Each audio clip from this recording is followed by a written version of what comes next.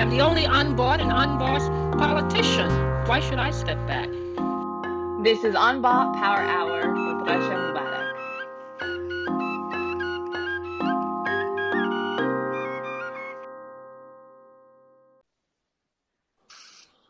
Hey. Hey, Rasha. Sabah al khair. Good morning. Sabah al-Noor. How are you? Good. How are you? Good. Good. Welcome. Thanks. How's Excited New to be York? here.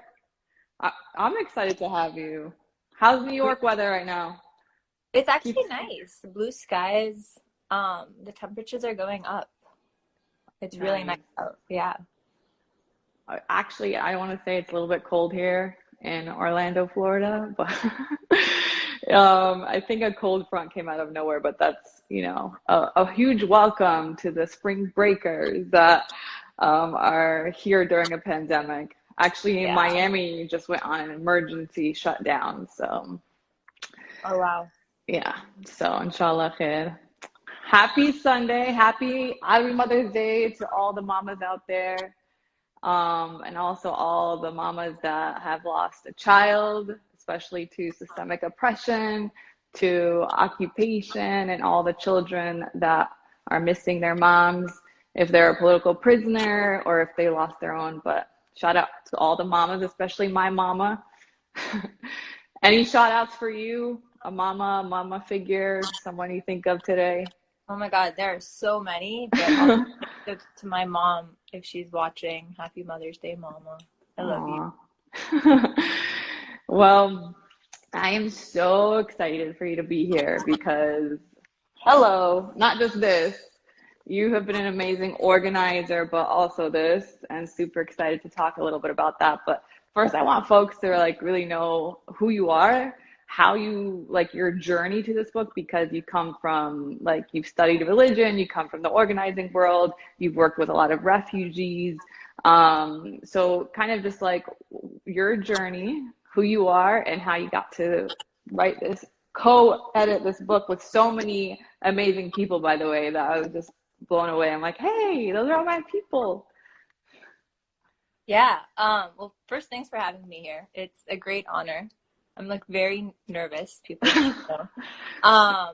Yeah, I'm but happy to be here. It's you got this. Folks are really excited. Actually, a lot of people from the movement that aren't, from the Palestinian Arab or Muslim communities are just I need this book. I'm so excited for this book. And they were DMing me about it. And I was like, that's what's up. So folks are excited. That's great to hear. That's awesome. Yeah, so my journey, there's so many different ways to go about this, but I'm going to do the somewhat short version, which is I'm Palestinian. My dad is from Nablus originally, and my mom is from Jerusalem. My grandpa, my jiddo, was one of the people, his family was forced out of Jerusalem in 1948, and they went to Lebanon. They went to Lebanon, which is where he ended up growing up. And going to school through UNRWA, actually. That's how he got, his mom, my great-grandmother, worked for UNRWA when it started, and that's sort of how they got by. She was largely a single mother. And then way down the line ended up in Jordan, which is where I was born, and mostly where I was raised before coming here to the US for college. My journey to... So I grew up with Palestine, the stories. My jiddo was very political and did not shy away from that, from talking about Palestine as a political issue that was not just an issue for Palestinians, but very much rooted in the Arab masses and what that means, and what it means to build and organize bottom up. And so I think a lot of my political identity and politics definitely comes from that. I think in terms of socialism specifically, there's often this idea that socialism and Marxism is a Western thing, and then they brought it to the Middle East, and only now it's being talked about, and that's just entirely false. And I think that's actually one of the reasons that I really wanted to work on this book project, because there's such a rich tradition of Arab Marxism and socialism and communism in the Middle East, certainly in Palestine, but also in Iraq, in Yemen, of course, and elsewhere. And so part of this was saying, like, actually these ideas of, you know, anti-oppression, of anti-exploitation, of workers' power, of building a society that's not based on profit, like that's not the motivating factor, have been part of our identity for decades and decades.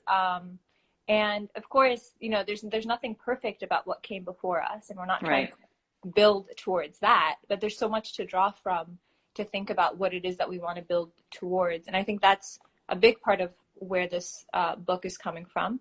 And then the other part is just like being in the US, going to college here, and organizing on campus, and seeing how like the strongest campaigns and the strongest ties are often not just Palestine organizers on their own or SJPs on their own, but it's like SJPs with Black Student Union, with organizing around the US-Mexico border.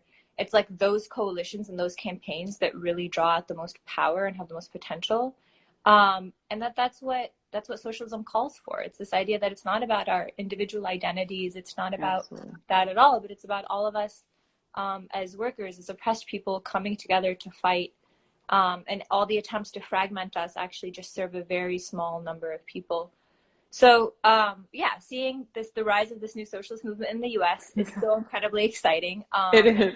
But like, it is so, I love this so much because people are so scared of Palestine, the topic of it, and so scared of socialism. And then you were like, let me tell you actually how they're deeply connected and where their roots come from. And I'm just like, hello, this is amazing. So we're at a time, like you said, it's an exciting moment, right? When it comes to the conversation of socialism, but also when it comes to the conversation of Palestine, right? Obviously, the world has continued to turn their back when it comes to the government and the powers of when it comes trying to stand up for the Palestinian people and human rights.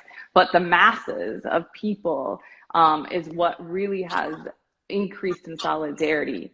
And it's moved from the trenches of solidarity movement to even the halls of Congress now. We have the most far left wing in Congress, where we have congressional leaders who are pushing for Palestine.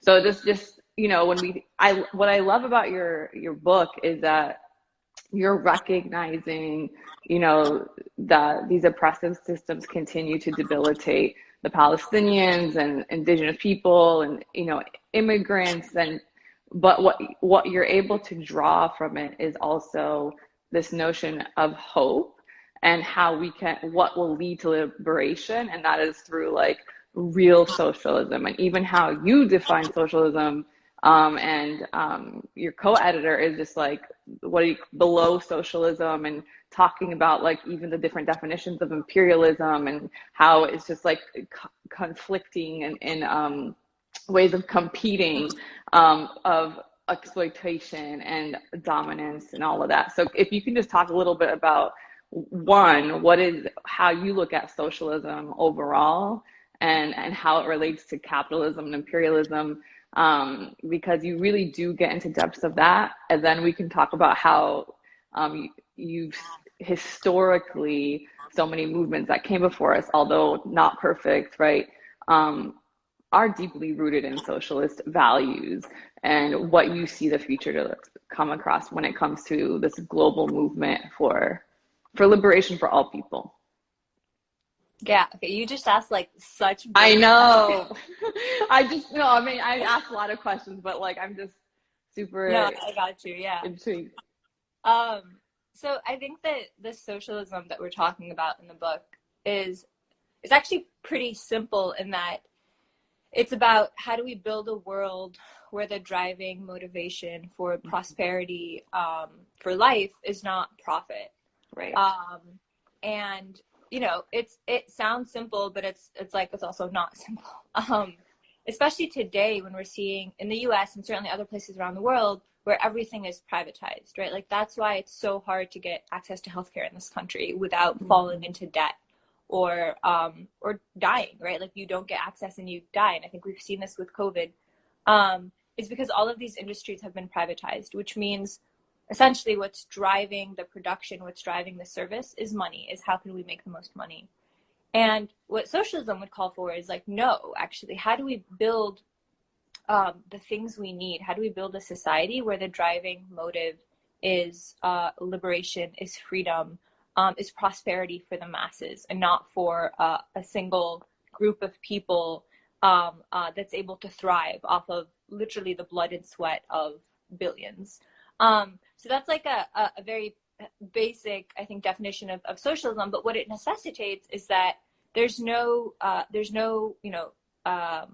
drawn up borders based on business and money. Mm-hmm. People are not fragmented based on where they fall in a hierarchy that's restricted or structured or built by the folks on the top, where your work, your labor is not exploited. It's not taken from you, essentially at no cost to yourself. But instead, it's a society where all of us, like the masses, the workers, the oppressed, are able to decide together, how do we want the society to look like? How can it be most liberating for us? How can we make it so that we can all live free? And I think that's key to all of this, is that it's possible. Oftentimes people think it's like this utopian vision, but it's really not. I think people often underestimate, the power of us as people, to the power of the people. Right. To dream of what we want, and that it's accessible and it's possible, and there's concrete ways to get there. And I think we're starting to see some of this in the US and elsewhere. But really, I mean, it's built on, like, how do we redistribute wealth? There's so much wealth on this planet, so much wealth. And how do we redistribute it so that it to that point real quick, because there's also this false idea that we have to redistribute the wealth from the wealthiest. But in reality, here in this country, we have enough money to fund Medicare for all and all, free college tuition and all of that. So yes, absolutely, to wealth distribution, but some countries like this country have the capability of doing that now without even, because there's this notion that, like, obviously eat the rich, right? But there's still potential and concrete ways of getting there without this, because people think that it's so unachievable, but in reality it can happen right now. So just your thoughts on that too. Yeah, I mean, I feel like in some ways we've seen exactly what you just talked about, Esha, with the stimulus packages, right? I mean, there was debate back and forth, but even economists in the end agreed that actually injecting this money, giving people, and it's very little, but it's also like 1.9 trillion, right?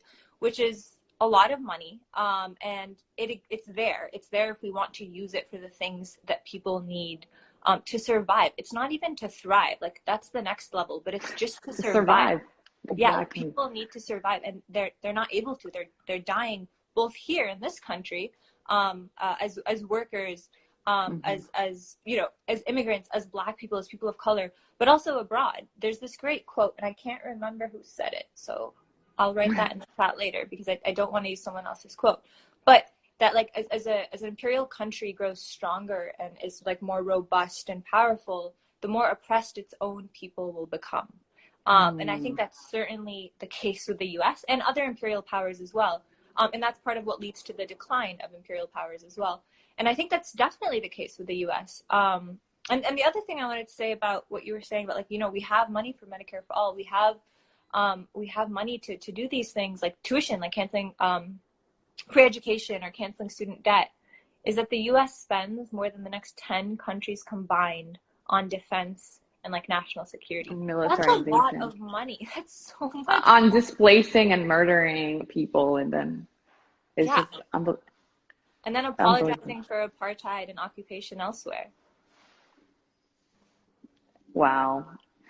So also in your book, you kind of discuss about how as long as capitalism is upheld, there will always be imperialism. So looking back at movements that came before us, they might have claimed to have these socialist values, but in reality still were dedicated to capitalist ways, just because people, like you said, there's a sense of survival, or people automatically, or countries and governments and agencies automatically tapping into this capitalist world. So how do you go away from that in global movements when it comes to the struggle?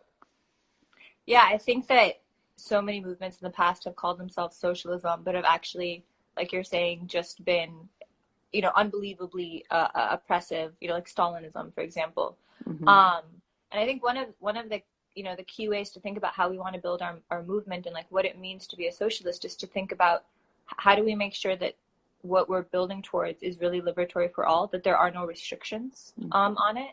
And it sounds so simple, but it is simple, actually.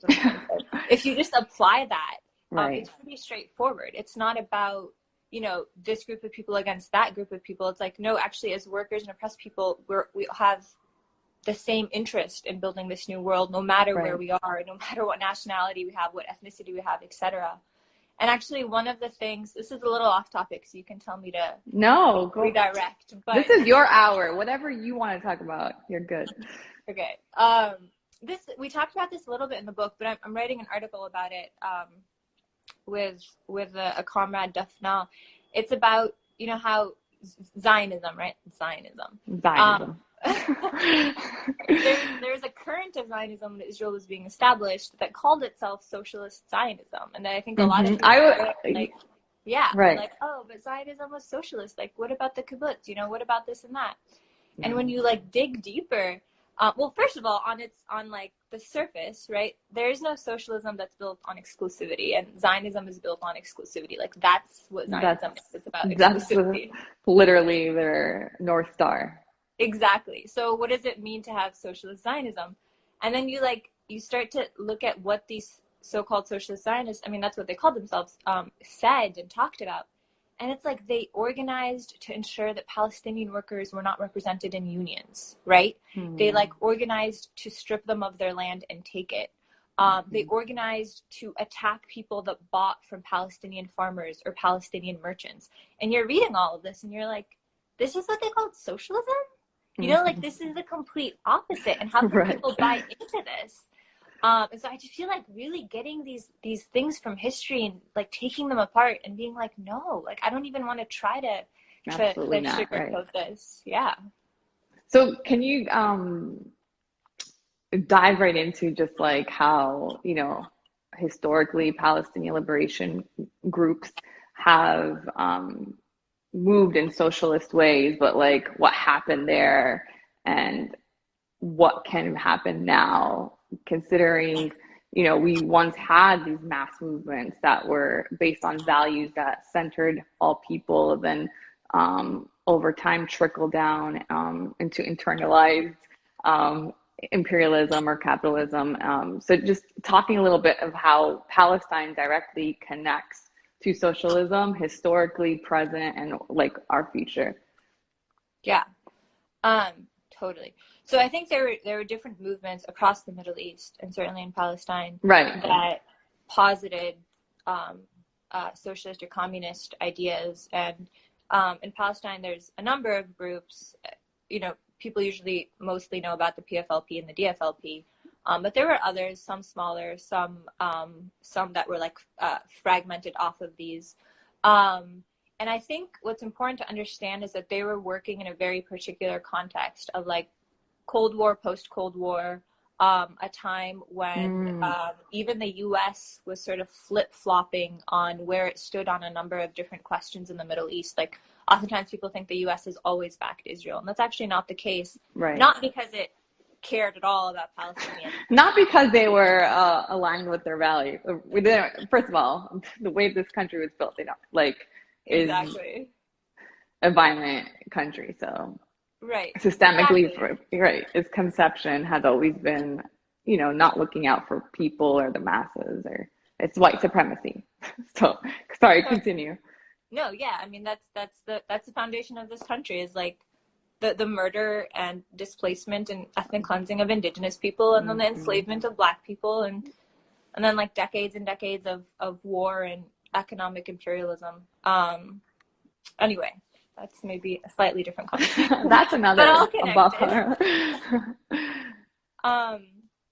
Yeah. So well, what I wanted to say about the U.S., because I think this is important, is that at the end of the day, the U.S., like all other big imperial countries, it follows what benefits it in terms of money and power and influence. And so for a time, it didn't actually back Israel in this like uncritical way that it does right now. And that was just because it was sort of in a back and forth with the Soviet Union. But when it did double down and back Israel is when some of the left movements started to gain power in the Middle East. And that's God forbid that happen. Wait, God sorry, what? I said, God forbid that happen. So they were like, they gotta put a stop to that. And so it's, you know, it like switched sides. I mean, I'm oversimplifying a little bit, but essentially that is what happened. These left movements were growing, many of them openly communist, and like bottom up. And when it saw that, it switched to back Israel and like try to squash these movements because it realized that would completely destroy its own interests in the Middle East. And at that time, I would say more so than right now, at that time, the big thing was oil. It really was all about oil and like all of disrupting their power in these regions, right? Exactly, because they had so much potential. You know, this was the Middle East is such a strategic location for oil, for trade, for a number of things, and so it kind of went back and forth, and then it really solidified its support for Israel. So what I was going to say is like all of these different groups are operating at a time where that's happening. That's the context. And at the same time, there's all of these different national liberation movements happening in different countries. A lot of the countries in the Middle East had, you know, somewhat recently gained independence from colonialism, whether British or French, etc. And so there were a number of things that they were dealing with that I would say we're not dealing with today, which is not to excuse their pitfalls, but it meant that their strategies and the ways they viewed certain things.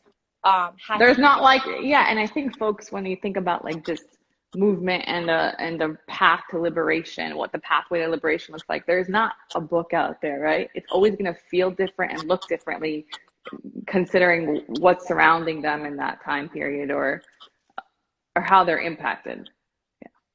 Totally. I agree with that 1,000,000%, Rasha, and I actually think that's one of the things on the left that sometimes like we have trouble with, which is that there is no blueprint for like what we're trying to build.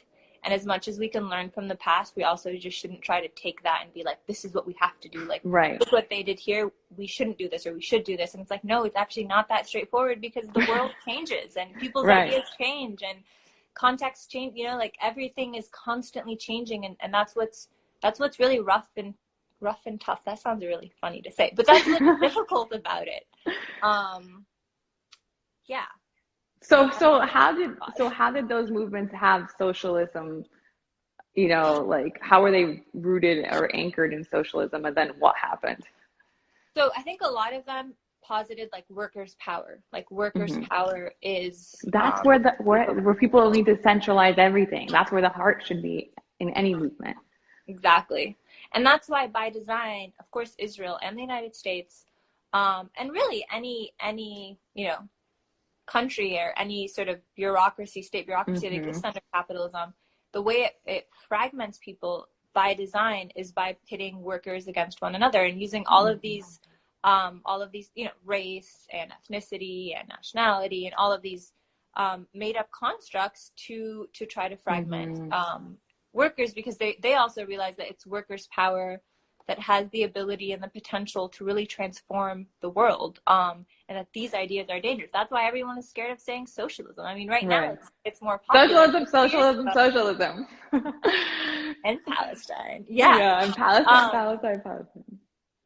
So anyway, actually one thing that I would recommend, I don't know if you've seen this, Rasha, or anyone watching, there's this really great movie called Kafar Qasim, and it's about the Kafar Qasim massacre in 1956. I have not. Really great movie. Where can we access that? So I have a link to it. Okay. I'm not supposed to have. I have a link to it because they're restoring the film that was made in the 70s, and one of the most beautiful things about the film, this is not what I was going to say, but is actually it has all of these aerial views of Palestine from the 70s, and it's just you can't watch it and not, I mean, the first time I saw it, I was just like, it's just so beautiful and powerful. Right. But the movie, what I You think make me makes the cry. movie so good is that it shows in Kafr Qasim pre-massacre and then after. It was like a very political village, and there were all of these different political currents. So there was like a current of like Nasrists, like Pan-Arabists. There was a current of socialists. There was a current of like workers organizing. And then there were like some Palestinians that were on like the middlemen between the Israeli factory and the Palestinian workers that work there.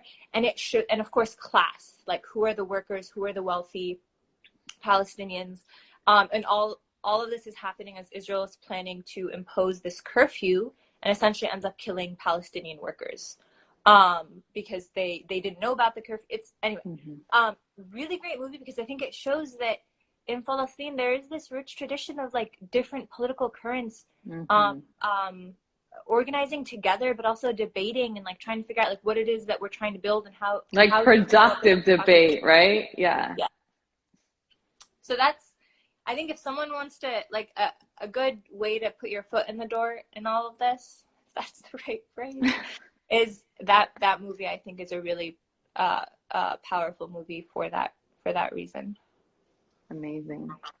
So do you feel like the socialist ideas continue in the Palestinian, like obviously in the masses, right? Like the Palestinian organizers more than likely have socialist views, but do you feel like there's an actual movement that's what they're deeply rooted in right now in Palestine? So it's really hard for me to speak about like what exists in Palestine right now. I don't think there's a movement, no, and I don't think there's a movement, a socialist movement, either explicit or not explicit, because of the number of clampdowns that exist, both from Israel but also from internally from different groups or directions that don't want to see like a workers run Palestine. I do think though that there are groups that are explicitly anti-capitalist and that are really building towards this idea of like what does it mean to achieve collective liberation, and Al-Qaws comes to mind right away. Yeah, one of these groups. This like really phenomenal, brilliant group of people that's producing analysis that is anti-capitalist and that is thinking seriously about like how is it that we're fragmented and how do we get past that on the ground in Palestine. And I see them as an organization, a movement that is moving in the direction of a classless society, of free of exploitation, and they do anything from gendered violence and talking about all the issues that are impacted and what that looks like under occupation and oppression, right? So yeah, definitely Al-Qaws is a good organization. So how do you see? Go ahead. I was just going to say, I mean, another one that comes to mind is the Palestine Feminist Collective, which I think you're part of, right? We're both a part of it. Yeah. Yeah. You're right. But like you really, I think, helped get that statement out. And I mean, that's huge and so powerful to be like, actually, yeah, this is about women. This is about liberation. This is about gender and sexual liberation. And we can't talk about occupation. Right. We can't talk about capitalism without talking about these pillars that it uses to build itself. Yeah, absolutely. And I think, for a long time, not to go too far into, but the PFC is a space I think so many of us yearned for, right? Like doing this work is violent, it's exhausting, it's many times marginalizing on all sides of the aisle, even in progressive spaces. So definitely it's a space where, it's US based, but also we are drawing a line in the sand of, what freedom and liberation looks like for Palestinians and for people. And to be amongst so many brilliant Palestinian femme siblings is just like something that I've only could dream of and like manifest, and it's here. So I'm excited to be a part of that with you and everyone else. So tell me, like, what I really love about you, like legit. I know I don't like I love that, like, we're living in a time where it's easy to lose focus or get distracted from like what our mission is, our vision is, or trying to redirect resources and energy and funding into, well, getting away from the socialist conversation, or how to better talk about Palestine. And it's like, no, like, we need to better, like, we have to talk about what it is, what it can, what this world can look like. And so you are, it's not easy to come out with a book with Palestine and socialism right on the front face of it. And a shout out to Izzy for the design. It's beautiful. So I really love that, your boldness and how unapologetic you are and how unbought you are. So I wanted to ask you, like, obviously the unbought term is coined from Shirley Chisholm, and she was the first Black congresswoman in the States, right? And she refused to take corporate money. She stood up for Black and brown and women, and was able to achieve, so much being unbought. And a lot of times, in movement spaces and organizing spaces, we're asked to leave our own people behind, or a community behind, or a person behind, and in this false notion that freedom comes at the expense of another. So how do you personally, like, continue to choose to be unbought in this work and how you show up? That's a good question. My initial reaction to the question is, and as you were like giving the preface to it, is that is like who would buy me?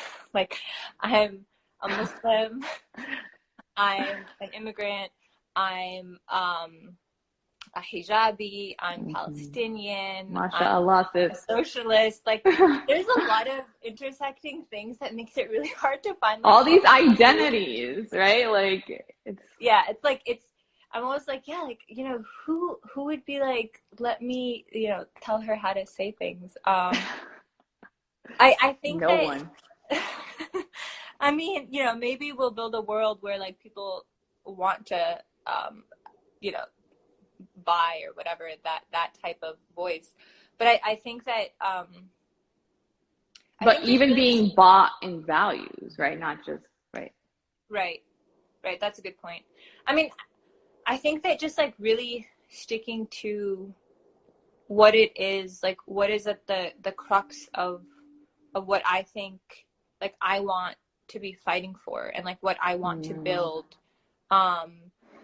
without focusing too much on or without allowing myself to be too distracted, or honestly, like, clamped down and sort of brought down by the attacks, both from the right, but also, from the left. Our movement can be vicious. It's just the reality. And it's partly because we're small and slowly growing, but still pretty small. Small but mighty. Small but mighty, totally. In both good and bad ways. But yeah, small but mighty. And I think just trying to focus on what it is that I'm building for, and that I want our movement to look like, especially because there's so many, in some ways, because it's growing so quickly and there's so many new people. It's like there's this responsibility and importance to, like, what we're bringing people into. Like, people should know what they're coming into, and understand it. And I think that takes a level of being able to assess things as they are, and not as we or I want them to look like. Which is so hard because there's so many contradictions, right? Like, they're all over the place. Contradictions. Like, when you said that hit me hard. I was like, yeah, that's real. Like, yeah, it's hard. I mean, we're all human too, sometimes you're like, you want something to be a certain way or look a certain way or be understood a certain way, and that's just not the reality. So I don't know if that answers the question really well. Yeah, I mean, you are not compromising your values, not for nothing, in your professional life and your organizing life. And my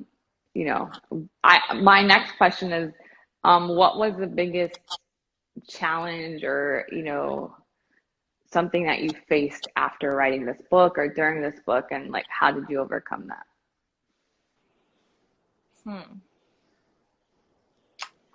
I have so many different answers. You're like the backlash, right? Oh, so much, I'm sure. Did you feel supported? Yeah. So I'll start with the negative and then the positive. I think that there was a lot. So the whole thing took around like 2 years, maybe a little bit more, because thank you. It's me, my co-editor, and like everyone in the book. Like big shout out to all of you. But I partly because the world was changing so quickly in the last 2.5 years, it was like constantly having to go back and like re-edit, revise it. Yeah, like I mean, when in June when the big protests were happening, Black Lives Matter protests, and there was this movement unfolding, and at that point we had turned in the manuscript and we were like, oh my god, like you're right, give it back. Can't do yeah, we need to add, we need to add something. But anyway, I think that the constant change in things, and the ups and downs, like sometimes it's like, yeah, the movement's growing, and then it's like, oh, whoa, that's like a big attack, and being like, is the book too hopeful? Is it like ignoring the fact that actually things are getting worse? And then the opposite of that, like, is this book too sobering and not hopeful enough and not like inspiring enough? And I think trying to find both the right balance, but also what we were talking about earlier, which is like, how do we talk about things as they are and not as we want them to be? And then, of course, at the back of my mind this entire time, I was also thinking, like, how is this going to affect my ability to get citizenship, and like what it means to travel to that's very naturally fearful. Middle East. Yeah. And I think that there was a lot of back and forth. There was a lot of like, I'm sure everyone in the Palestine movement has dealt with this. I'm sure you've dealt with this, Rasha, where it's like, do I use this word? Do I use a different word? Because this word could be, read in this and that way. And especially because it's also not just me and Brian, the co-editors, but it's all these other names in the book. And you're protective over everyone, and right. Yeah, you don't want to be responsible for something that, anyway. So trying to figure that out while still maintaining like, this is what the truth is, and we're gonna say the truth. And like you were saying, it's already such a taboo to talk about Palestine, and then add socialism to it is like a whole other level of like, oh my God, what are you saying? Both in the U.S., but also you broke the book. You broke the book industry without a doubt. I was like, what? These two terms together? Okay. Yeah. And of course, like, we didn't get into this too much, and this is one of the things I've heard from a lot of people that read it who were like, I read it and I was like, I'm a socialist. Like, this makes sense to me. I guess I'm a socialist. And then, would be talking to other people, and people would be like, wait, but like, how can you be a socialist and a Muslim? And then, I'd get texts about that. And I was like, it's real that you're asking this, because unfortunately some socialist movements and groups are like very openly, anti-religion, and think that you can't, they're not totally Islamophobic. And it's like, but actually there's no contradiction whatsoever. Like, I feel like it's like the socialism, like, values is connected to Islam, right? Like, when you go Hajj, everyone's wearing white because you can't identify their wealth or their class, right? And it's to show like the equity of like of humanity, right? So totally. And it's like a movement of the oppressed, right? Like most and religious movements, that's how they started. Yeah, exactly. So what are some, CTAs or call to action for folks, when you think about people getting involved in, socialist movement, like, what does that look like? But I also, after that, I want to know, like, what does a free world mean to you? And what do those steps look like? What are the concrete steps look like? big questions from Russia on a Sunday morning. I had my coffee. So the first question was like what it means to organize around socialism, or like how to. So I mean, the first thing I'll say is in relation to Palestine and all these other countries, right? Right. So I think the I guess the easy way to answer this is to say, think about how to be involved in your workplace or in your school or in your community around building workers' power. And by that we mean, I will have to say it looks very different in different places, and I think that's just a reality. Like in the US, in some ways, it's a lot easier to do this than in other countries. And I'm not trying to flatten all of this into like, oh, it's just one thing. But I think thinking about like what it means to organize in your workplace for the things that the rights that people don't have. And sometimes it doesn't, like organizing around socialism and being a socialist, you don't always have to use that terminology, right? Like it's about building power on every single level that's rooted in like the oppressed and the workers and the people on the bottom demanding what they deserve and organizing to get that. Even if you don't call yourself a socialist, or even if people don't want to use that word in this or that context, that's fine.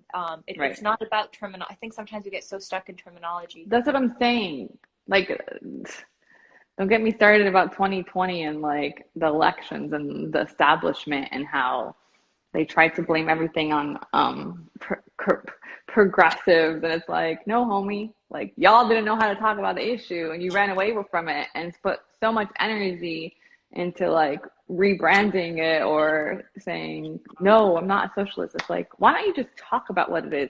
Talk about defund the police. Talk about abolishing ICE. Talk about like what this really means for people, right? So no, absolutely. Totally. It just shows how scared they are of these words, right? Like, even though they're, anyway, totally. I agree with that. Yeah, anyway, I think in the US, look, if you're in the US, I really do think that joining the Democratic Socialists of America is important, and like building with them, especially if you're on a campus. And it's a big tent organization. Yes, it means that not everyone agrees on everything. There's a lot of work to be done. But you know what? That's to be in the struggle together, right? Exactly.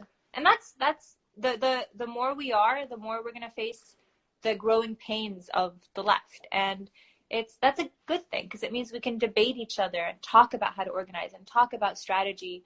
And really learn how to build a big, robust movement. And I think it's important to also be part of an organization like that one and others, because that's also how we make sure people understand that Palestine is central to what we're building in the U.S. Like, it has to be. We can't go up against the U.S. Capitol and U.S. empire without talking about what the U.S. is doing overseas, because of what it's doing to people abroad, and also because of what it's doing to people here in the U.S. Because the two are connected. Yes, people experiencing homelessness, and it's like, but we're giving Israel $3 billion a year. Like, it makes, like, just like how what they do in like this, like, in capitalist world, is make it seem so complicated. And we see that a lot when it comes to talking about Palestine. It's like making it seem complicated, and when it's not, it's like, exactly, it's not at all complicated. Yeah, so I would say that. I also think that really thinking about how do we organize to end U.S. funding for Israel, because that is one direct and concrete way, especially if folks are in the U.S., to stop the ability of Israeli apartheid reproducing itself, right? It's like cutting the capital, cutting the money flow. And that's huge. And I think that Israel and its allies have already showed us how scared they are of that. Like, that's why they pump millions and millions of dollars into combating, any sort of Palestine advocacy in the U.S. Like, I keep saying this because it's like one of my favorite things to say, which is like, we have to think about, why is it that when Congresswoman Ilhan Omar or Rashida Tlaib, right, like a congressperson from Minnesota and a congressperson from Michigan, when they say like the simplest thing, like, the most basic form of advocacy for Palestinians, you see it like front page news in the US and in Israel. Like, every single publication in Israel will have that front page news. Why do they care so much what a congressperson in Michigan or Minnesota are saying? Like, they're telling because they see the power. Exactly. Exactly. And so that's the thing. We have so much potential, like so much potential, especially right now as our movement is growing. And like you're saying, Rasha, we have people in Congress where we're often least heard. And they're not puppets. They're people with Right. their own ideas and principles, and they're fighting for them tooth and nail, and they're being attacked and smeared for them. And we have people on the ground building this movement, like, wow, so much potential and so much opportunity, and it's so exciting. And I feel like we need to like grasp that and really build, because it's not inevitable that we're going to win. Like, that's the unfortunate reality. It's not like, yeah, of course we're going to win. No, it's not inevitable. We actually have to build for it. And right now we have this particular time where we have a lot of power and we need to keep pushing. And it's true that it's still scary. Like, Canary Mission still exists, right? Like, people still lose their jobs. JCRC across the country will come and try to unseat you. And if they see a little bit of like any kind of power collect. Can you see me? Yeah, I'm good now. Okay, sorry. But so when you envision a free world, what does that look like? Oof. I mean, I guess first and foremost, no borders, that you can, God, I can't even imagine that you can move freely, both like in the short distance, right? But also just like you can move, like we have the ability to move freely. And it sounds so simple, but I feel like that is one of the most exciting, inspiring, moving, and powerful things for me, is like freedom of mobility. Right. And I think about this a lot with Palestine, actually, because of how, for Palestinians, it's like there's 7 million plus Palestinian refugees, right? And they're not granted the right of return, so they don't have the freedom of mobility to go home. And often to even travel to other countries for a host of reasons. And sometimes a second, third time refugee in these countries. Totally. And then on at the same time, there's also Palestinians in Palestine. And I'm thinking of my friend Laith, who has a travel ban imposed on him internally where he can't leave. And that's like, I think that's like the harrowing and horrific part of this, is it's not about just going back. It's also about how Palestinians in Palestine can't move, can't go out, can't, but also just can't like visit another village or city. And like freedom of mobility is such a powerful thing for Palestinians, and obviously for everyone. I mean, our world is riddled with refugee crisis after refugee crisis and immigrant crisis after immigrant crisis. And I think for me, when I imagine a liberated world, a lot of it comes down to freedom of movement, because I think that is a reflection of so many other types of freedoms.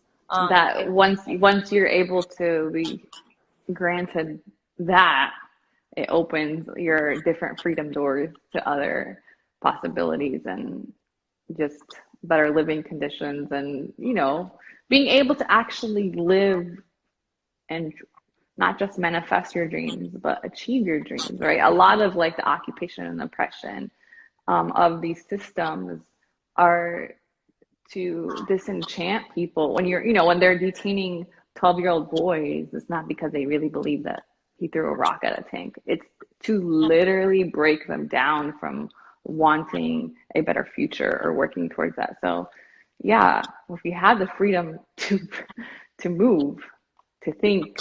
And something you also talk about, and I know we only have a few minutes left, is self-emancipation in relation to all of that. So what is that like? How would you define that in terms of a free world?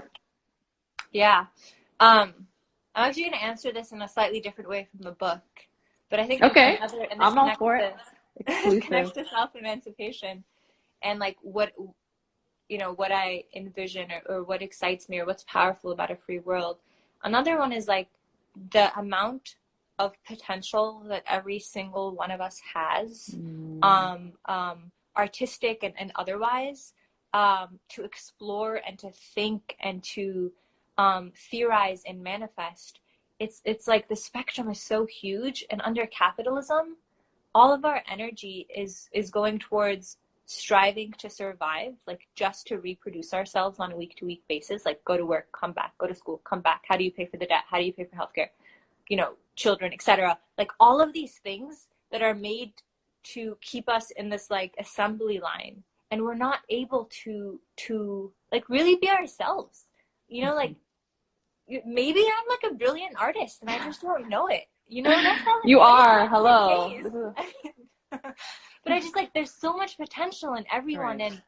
And I hope that we can build a world where our days, our weeks, our months, our years are not about how much are we going to work and then how much are we going to save up in order to, you know, retire at an age that allows us to hang out with our grandkids and do some things we love, but actually that our whole life is about exploring the different curiosities and opportunities and ideas that we have. And I'm so excited for that. And I hope that, you know, inshallah, maybe our great grandkids get to see that. I mean, hopefully sooner, but I know, you know, they say within our lifetime, inshallah, but also I think it's important, like, as you said, inevitability is not necessarily always the case, right? But as long as we are fighting with every bone in our body during our lifetime, it's setting up for those who come after us, right? We might not see it, inshallah, what we do, but we're doing what we need to do for those that come after us in that fight for liberation and freedom. So what's your favorite part of your book, and where can folks get it? And do you have another book coming out? I know you said you're working on an article, but so my favorite part, this is like weird because it's like not a happy thing, but I think the first chapter about the Nakba and Zionism to me was just really, really important and powerful. As I was writing it, I actually lost my grandfather, my jiddo. He was never able to go home.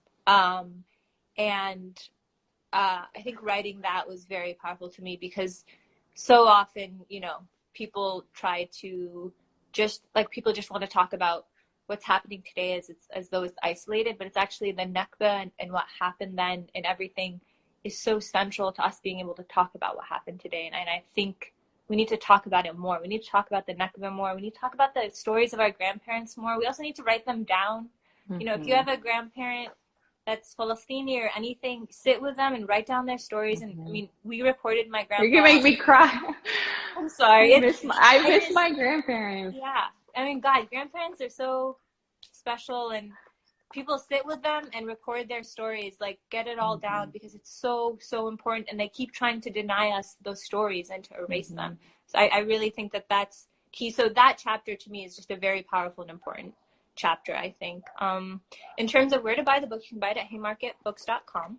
And I have a series of articles coming out soon, inshallah, with Dafnat here. But no book in the works right now. Although I'm very curious in exploring more socialism and Islam. So we'll see. Yeah. Well, I feel, you know, a lot of times that we feel tired or exhausted, or it's, you know, hard to find hope sometimes. Being in community with you, whether it's reading this book or on this IG live or through your work, just know that you are inspiring not just people but movements. And I really just, you know, want you to hold that and carry that, and just like, it's so important sometimes just to center that and just celebrate. You know, you're finding so much power in pain, Sumaya, and I just want you to know that, like, we see you and we love you, and thank you so much. And I inshallah we can do another Unbought Power about your articles that come out. Thank you, Rasha. I have to say, I think one of the things you teach me is how to be unapologetically like you. Like, everyone should be unapologetically themselves. But also, I think you teach me how to, like, uplift. Like, we should always work to uplift others, and I think you really do that in a very genuine way. And I really, really appreciate that from, like, the depths of my heart, because I think you make everyone you speak to feel special, and it feels well, you are like, special.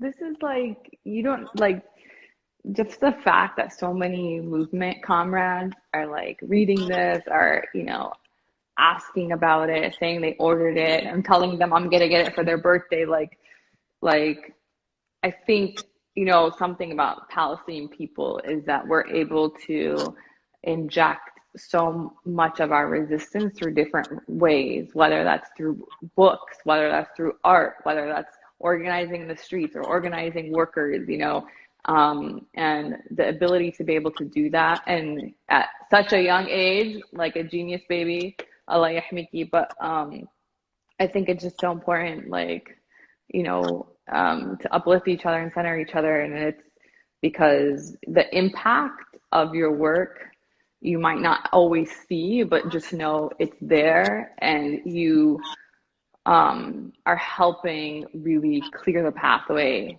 in this pathway to liberation and freedom for not just the Palestinians, but for all people. So thank you so much, and happy Sunday. I was going to say Saturday, but the weekend is almost over. And ya'tik al-afiyah wa barakallah fiki, and happy Mother's Day to your mama and all the mamas out there. So much love. Bye, Dasha. Thank you. Bye.